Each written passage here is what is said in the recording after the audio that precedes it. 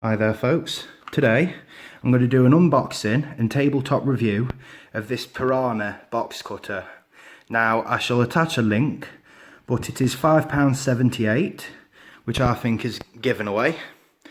It possibly is a clone of the Gerber EAB, but they've probably changed its design in some way, I would say. I will mention this, it doesn't have that recall common fault. This goes entirely around the blade, so there's no chance of that slipping out and slashing your hand. So let's do some size comparisons. That's next to my Ranger, and that's it next to a box of blades.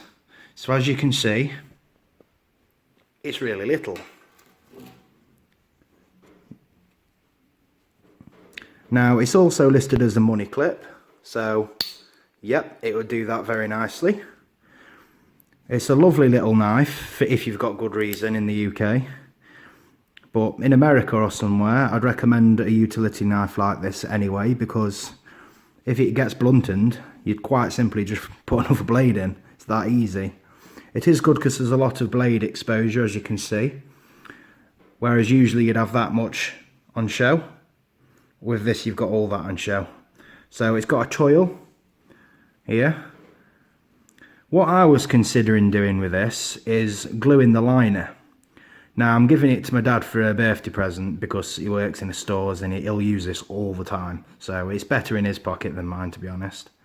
I've got a UK legal EDC box cutter on the way. I shall do a review of that, but I just thought I'd show you guys this, because for a budget box cutter, I think this is cracking. It weighs 66 grams, and its material is stainless with nickel plating, apparently. But I got it from Banggood, and it's taken roughly 20 days to get to the UK. And I think it's great. So, I shall just get my tape measure and measure it for you.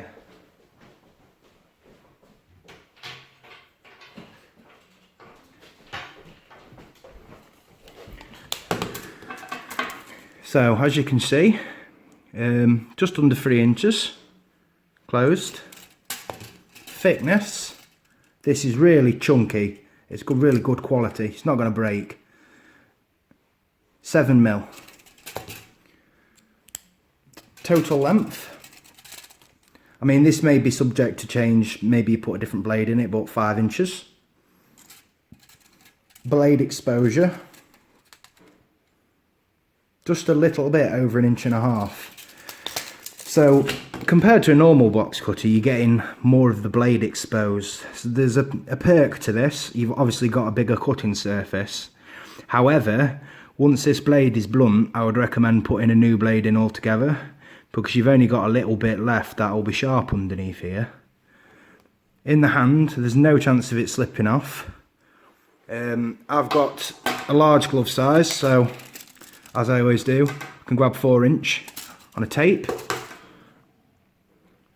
and this fits just fine for me.